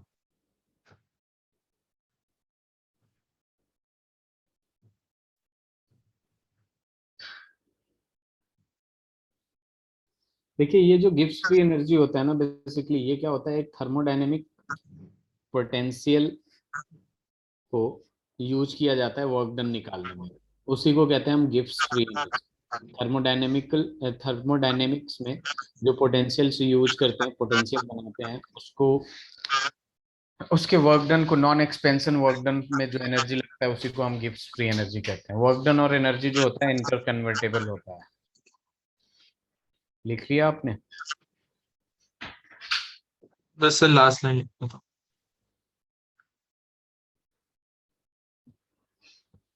Done sir. तो Gibbs free energy यही होता है आपका कि जो thermodynamic potential होता है, ठीक है, थर्मोडायनेमिक्स पोटेंशियल का मतलब वही हो गया वर्क डन। तो वो जो वर्क डन में जितना एनर्जी लगता है, ठीक है, एक क्लोज सिस्टम में नॉन एक्सपेंशन, ठीक है, जी सर। उसको कहते हैं हम गिब्स फ्री एनर्जी। ठीक है, इस पे तो पूरा एक बुक ही है। तो इसमें बेसिकली हमारा गिफ्ट फ्री एनर्जी होता है ना, तो वो हमेशा चेंज निकालते हैं हम लोग, एग्जैक्ट गिफ्ट फ्री एनर्जी किसी का नहीं दे सकते, इसलिए कुछ जी टर्म सर। होते हैं जिनके आगे हमेशा डेल्टा एच लगता है, change in enthalpy, change in entropy, change in gift free energy निकाल सकते हैं हम लोग। ठीक है, एंथैल्पी क्या होती है? एंथैल्पी होता है आपका एनर्जी होता है, ये भी अब जैसे मान लीजिए ये बहुत सारे टाइप्स के होते हैं, जैसे enthalpy of formation, enthalpy of bond dissociation, तो it is a type of energy. ठीक है, अगर आपने एनर्जी दे के किसी चीज को बनाया, उसको बनाने में जितना एनर्जी लगा उसका डेल्टा एच फॉर्मेशन हो जाएगा, डेल्टा एच बॉन्ड डिसोसिएशन, उसको तोड़ने में जितना एनर्जी लगा वो डेल्टा एच हो जाएगा। ये डेल्टा एच भी एक एनर्जी होता है, जैसे मान लीजिए डेल्टा एच नेगेटिव आया तो एक्सोथर्मिक होगा, पॉजिटिव आया तो एंडोथर्मिक होगा। उससे पता चलता है कि हमने फॉर्मेशन करने के लिए एनर्जी दिया है या वो फॉर्मेशन होने के बाद एनर्जी हमें दे रहा है। और डेल्टा एस एंट्रोपी होता है, randomness of, degree of randomness, जितना ज्यादा पार्टिकल, जितना दूर दूर पार्टिकल जितना तेजी से मूव करेगा उतना ज्यादा एंट्रोपी होगा। समझ गया सर। अब देखिए यहाँ पे डेल्टा जी को, ये तो छोटे से टर्म में लिखा हूँ, अगर डेल्टा जी नॉट लिख दूं मैं यहाँ, standard change in standard gives free energy, तो यहाँ क्या होगा, माइनस एन एफ, ये तो ऐसे ही रहेगा, ई नॉट सेल हो जाएगा कि नहीं? जी सर।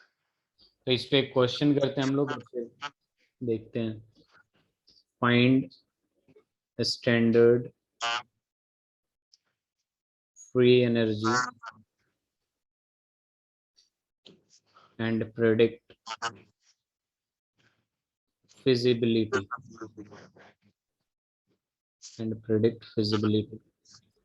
इसमें दे रखा है आपको कि Zn जो है Zn+2 में जा रहा है 1m double slash u+2 1m/cu, तो E0 Zn+2 slash Zn is equal to minus 0.76 volt, E0 cu+2 slash cu is equal to plus 0.34 volt, और 1 फैराडे का वैल्यू तो बता ही चुका हूँ, 96,500 कूलम्ब होता है।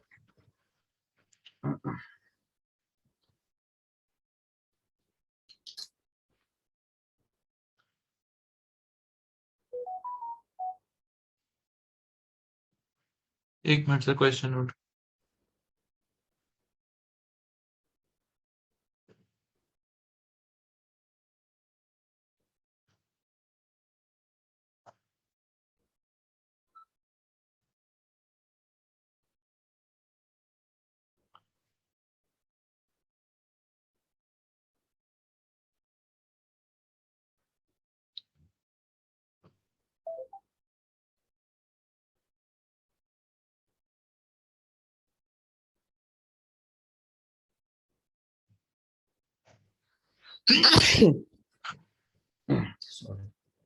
सर वो लास्ट में हमने, अच्छा, एफ की वैल्यू लिखी होगी।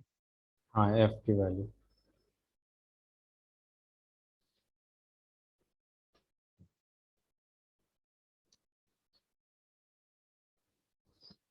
सर इसमें नंबर ऑफ इलेक्ट्रॉन एक्सचेंज कैसे पता करेंगे? देखिए, कुछ देखने के बाद पता चल जाएगा आपको। सर 2 इलेक्ट्रॉन्स हुए ना इसमें? हाँ, 2 इलेक्ट्रॉन दिख रहा है, ये Zn 0 से +2 में जा रहा है, 2 इलेक्ट्रॉन है। ये +2 से 0 में जा रहा है, 2 ही इलेक्ट्रॉन है, तो n का वैल्यू कितना आ जाएगा? 2 आ जाएगा। 2 आ जाएगा। f का वैल्यू कितना है? और E0 सेल का वैल्यू निकाल लेंगे। ई नॉट सेल का वैल्यू निकालेंगे, 1 मिनट सर।